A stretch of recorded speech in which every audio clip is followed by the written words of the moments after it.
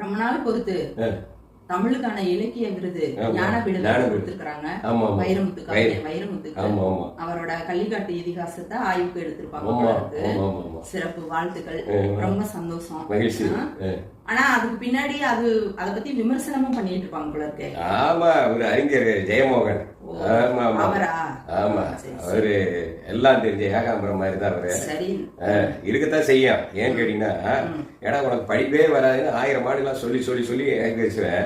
திடீர்னு வந்து இதாகுமா? ஆமா, அவன் மேல என்ன குற்றச்சாட்டுனா, நல்லா இது பண்ணாங்க. சின்மை பிரச்சனையில இருந்து வேற ஒன்றும் இல்லை. அது வந்து ஆண்டாள விமர்சனம் பண்ணி நூலாற்றுப்படையில பண்ணதுல இருந்து இந்த பிரச்சனை.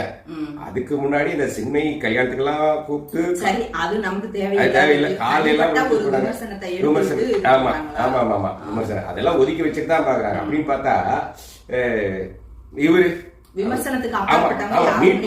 மீட்டுவ விமர்சனம் பண்றேன்னா, நம்ம காஜி சங்கராச்சாரியார், அந்த அனுராதா ரமணன், அவங்க சொல்லாததா அவங்களுக்கு ஏற்பட்ட அத்தனையும் சொல்லிட்டாங்க. அவரை பத்தி எல்லாம் எந்த இதுவும் சொல்லவே இல்லை. இதே ஜெயமோகன் சரிங்களா, மீட்டு போட்ட அவங்க கூட சின்மை கூட அதன் பிறகுதான் கூப்பிட்டு காலில் விழுந்து ஆசீர்வாதம்லாம் வாங்கியிருக்காங்க. சரி, அதை நம்ம அதை விட்டுருவோம். இது வந்து பாத்தீங்கன்னாக்கோ ஞானபீட விருது மிக சிறந்த ஆளுக்கு தான். இப்ப நான் வந்து இந்த 4 வார்த்தை பேசுறேன், எழுதுறேன், அடுக்க முடியல, எதுக்கு முறை பேசுறேன்னாக்கா வைரமுத்து பாத்தீங்கன்னா, ஆமா ஆமா ஆமா நம்ம அவங்க கிட்டத்தட்ட 3/4 நூல்கள் நம்ம வாங்கிட்டாங்க. இப்ப இதே வேடச்சத்தூர்ல இருந்து அத்தனையும் எடுத்து வச்சு இது பண்ணிக்கலாம் சிறப்பா. ஓகே, இருந்தாலும் கூட இது வந்து இலக்கியத்துக்கான இந்தியாவில உயர்ந்த விருது வேணும்னு சொல்லிட்டு 1944 இது அச்சாரம் போட்டுக்கிறாங்க. ஆனா 1961 ஜனாதிபதி ராஜேந்திர பிரசாத் வந்து தொழிலதிபர்கிட்ட கேட்டுக்கிறாரு, எப்பா இதுக்கு ஒரு ஏதாச்சும் ஆரம்பிச்சு கொடுங்க பாட்டு. இதுல வந்து பாரதிய ஞான பீடம் அப்படின்ற ஒரு அமைப்பு, பண்பாட்டு அமைப்பு, அவர் வந்து சாந்தி பிரசாத் ஜெயின் அவரால் துவக்கப்படுது. சரிங்களா, ஆனா அது விருது கொடுக்கக்குள்ளேயே அவர் இறந்துறாரு. 1965 விருது வந்து இவருக்கு கேரள எழுத்தாளர் குரூப் அப்படின்றவருக்கு கொடுக்குறாங்க.